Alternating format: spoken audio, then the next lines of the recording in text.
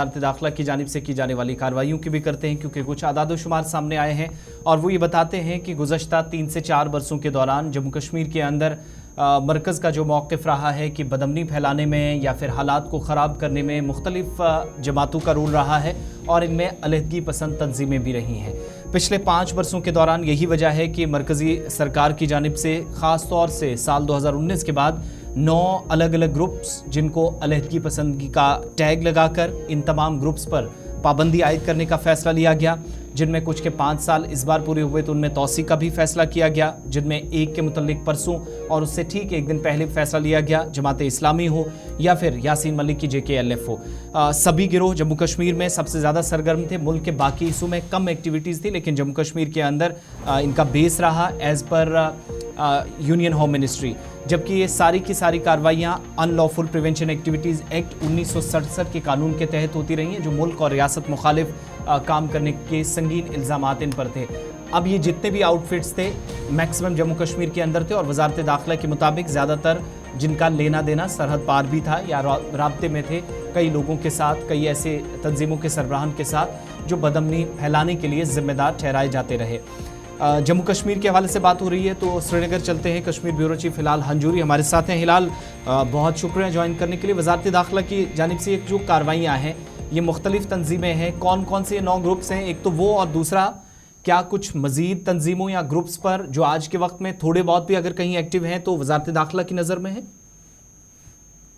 बिल्कुल आसिफ, पिछले 5 सालों के अंदर यानी साल 2019 के बाद ही जब एब्रोगेशन ऑफ आर्टिकल 370 हुआ तो उसके बाद ही हम देख रहे हैं कि किस तरह से जम्मू कश्मीर के अंदर जो मुख्तलिफ खासतौर पर जब हम कहते हैं कि सेपरेटिस्ट तंजीमें, अलहदगी पसंद जमातें जिनका मौक़िफ़ ही आज़ादी था और उसके बाद उनके खिलाफ कार्रवाइयाँ जो है शुरू की गई है गवर्नमेंट ऑफ इंडिया की जानिब से, और बीजेपी की सरकार ऐसी जमातों के खिलाफ काफ़ी सख्त नजर आई है और ऐसी जमातों के खिलाफ उन्होंने UAPA के तहत भी एक्शन ली है। लेकिन इसमें चूंकि जमात इस्लामी एक ऐसी ऑर्गेनाइजेशन थी जिनको सबसे पहले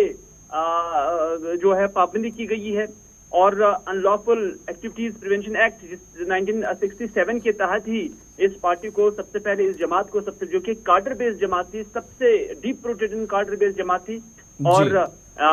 इनकी एक्टिविटीज को मशकूक समझते हुए गवर्नमेंट ऑफ इंडिया की जानिब से इस जमात को सबसे पहले बंद किया गया। उसके बाद जम्मू कश्मीर लिबरेशन फ्रंट जो कि मोहम्मद यासीन मलिक की जमात थी उसको भी बैन किया गया। और इसके बाद जब हम देखते हैं कि लगभग मार्च 2019 के अंदर ही जब 22 की तारीख थी जब जम्मू कश्मीर लिबरेशन फ्रंट को बंद किया गया और बैन किया गया, और 5 अक्टूबर साल 2023 को यूनियन होम मिनिस्ट्री की जानिब से शबीर अहमद शाह जो कि जम्मू कश्मीर के अंदर एक बड़े अलहदगी पसंद लीडर थे,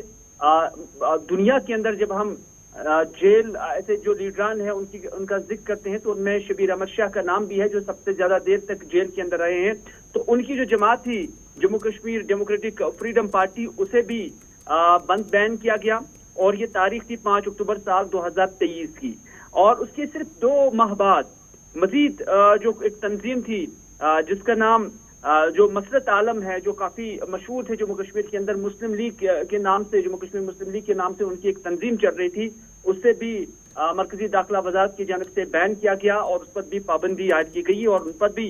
प्रो पाकिस्तान और एंटी इंडिया एक्टिविटीज चलाने का इल्जाम था। तो मसरत आलम की जमात के बाद फरवरी 2024 के अंदर हम देख रहे हैं कि मिनिस्ट्री ऑफ होम की जानिब से मुस्लिम लीग, मुस्लिम कॉन्फ्रेंस की जो अलग अलग फैक्शंस है उन्हें भी बंद किया गया, उन्हें भी बैन किया गया। और इसमें सुमजी फैक्शन जो गुलाम मोहम्मद सुमजी है उनकी तंजीम को भी बंद किया गया और हुर्रियत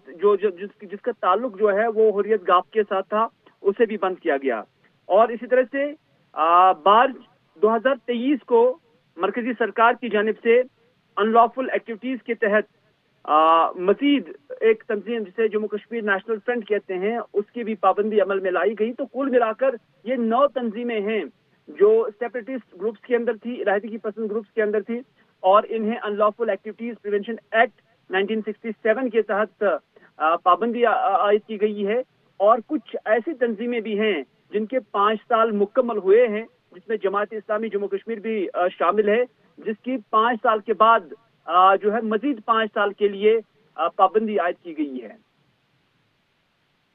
یہ مان کر ہم چلیں کہ حکومت کا جو موقف ہے کہ بہت حد تک سیکیورٹی صورتحال میں بہتری آئی ہے،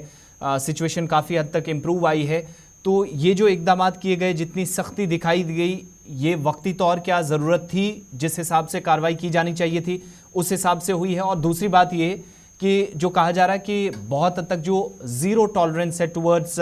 علیحدگی پسندی یا پھر انتہا پسندی کی طرف، اس میں حکومت بہت حد تک کامیاب ہوئی ہے؟ جو موقف تھا اس کے مطابق چیزیں گئی ہیں یا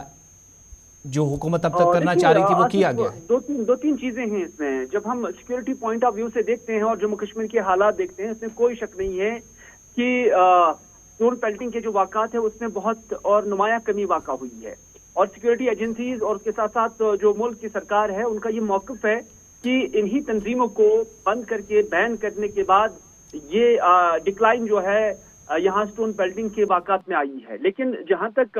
مجھے یاد ہے، سال 2002 کا وہ پیریڈ جب مفتی محمد سعید جموں کشمیر کے وزیر اعلیٰ بنے، کانگریس کے ساتھ سرکار تھی، تو اس کے بعد بھی اگرچہ کوششیں یہاں پر کی گئی، ایسی تنظیموں کو ان کو فری ہینڈ دیا گیا تھا، لیکن اس وقت بھی ہم نے دیکھا کہ زیادہ اس کے ٹیکرز نہیں تھے، ڈسپائٹ کی پولیٹیکل پارٹیز جو سیپریٹسٹ پولیٹیکل پارٹیز کے لیڈران تھے وہ اس وقت جیل نہیں تھے، وہ اس وقت کھلے تھے، وہ اپنے پروسیشنز بھی چلا رہے تھے، اپنے جلوس بھی نکال رہے، لیکن لا اینڈ آرڈر کا جب ہم دیکھتے تھے تو زیادہ اثر نہیں پڑتا تھا۔ لیکن اس کے باوجود ہم دیکھ رہے تھے کہ جو پرو انڈیا پارٹیز ہے ان کے جلسوں جلوسوں میں لوگ بہت زیادہ نکلتے تھے، اور اس طرح سے کمپٹیشن جو علیحدگی پسندوں اور پرو فریڈم پارٹیز اور اس کے ساتھ ساتھ جو پرو انڈین جماعتیں تھیں ان کے دلوں کو لے کر تھا، اور انہی دنوں ہم نے دیکھا کہ لگ بھگ 60%، 65%، 70% کے آس پاس ووٹنگ کے اندر شرح بھی رہتی تھی۔ تو اس وجہ سے ہر کسی کو اس پٹیشن کو دیکھنے کا، پرکھنے کا اپنا اپنا اینگل ہے، لیکن جہاں تک موجودہ سرکار ہے ان کا کہنا ہے کہ جتنے وہ ان تنظیموں کے خلاف گئے، اینٹی نیشنل جو فورسز تھے ان کے خلاف جتنے وہ گئے، اور اس کے ساتھ ساتھ جو عسکریت اور علیحدگی پسند تنظیمیں تھیں جتنے خلاف ان کے گئے، اور اتنا یہاں پر حالات۔ اچھا، ان دنوں یہ بھی کچھ خبریں گردش کر رہی ہیں کہ ان تنظیموں کی جتنی پراپرٹیز ہیں، جتنے ایسٹس ہیں، اس پر بھی اب کارروائی وزارت داخلہ کرنے جا رہی ہے، چاہے وہ جموں کشمیر سے باہر ہوں یا جموں کشمیر کے اندر، اس پر بھی بہت جلد ہو سکتا ہے کہ وہ جائیدادیں بھی قرق کی جائیں۔ دیکھیے، مرکزی سرکار یعنی ہوم منسٹری کی جانب سے حالانکہ یہ وہاں سے آرڈر تو نکلتے ہیں، لیکن جب یہاں سے پہلے ہی اس پہ ایک ایکسرسائز ہو جاتا ہے کہ کس کو کوپ کیا جائے، ہو سکتا ہے کہ گورنمنٹ آف انڈیا اس لیول پر بھی جائیں گے، کیونکہ داخلہ وزیر امت شاہ کی جانب سے ہم نے کئی سارے ایسے بیانات سنے بھی، اور جموں کشمیر کے اندر جو آج تک ڈی جیز رہے ہیں، پولیس کے اعلیٰ ادھیکاری رہے ہیں، لیفٹیننٹ گورنر رہے ہیں، ان کا کہنا ہے کہ ملیٹنسی کو ختم کرنے کے لیے، سیپریٹزم کو ختم کرنے کے لیے وہ کسی بھی لیول تک جا سکتے ہیں۔ تو اس میں کسی کی پراپرٹی کو قرق کرنا، کسی کی جو املاک ہے اس کو ضبط کرنا، میں سمجھتا ہوں کہ یہ بھی ایک نیکسٹ جو ہے ایک پوائنٹ ہو سکتا ہے۔ بہت بہت شکریہ تفصیلات فراہم کرنے کے لیے۔